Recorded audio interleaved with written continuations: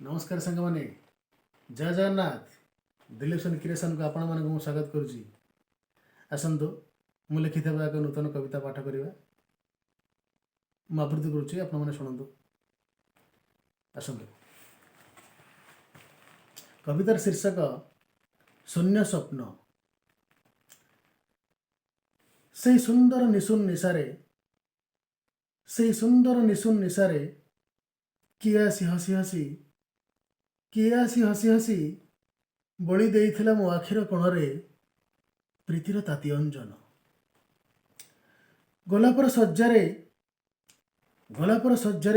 सोई सोई मु से देखुथिली बोध हुए गोलापर सज्जारे सोई सोई मु देखुथिली बोध हुए श्रृंगारीर स्वप्न। आमे दुहे बसिथिलु एक चंद्र विधौत मुकुल आकाश तले। आकाश सारा जलंता बती सब चिकमिक करुथिले धड़ा धड़ा गाई चरुथिले तार नेलिया पिठी रे। तुम चिबुकरे टोप टोप काकर बिंदु मुक्तर भ्रम सृष्टि करुथिला। तुम ओठरे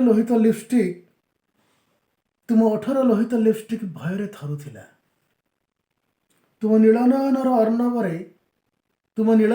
अर्णवरे घन घन प्रवाहित हेउथिला अनिल।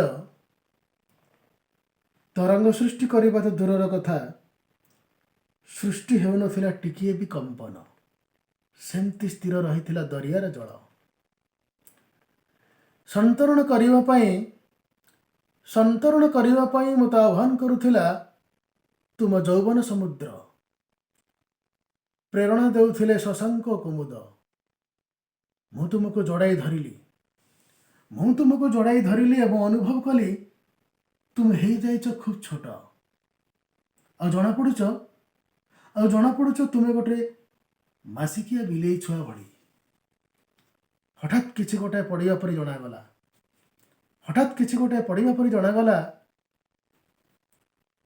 मु आखि खोली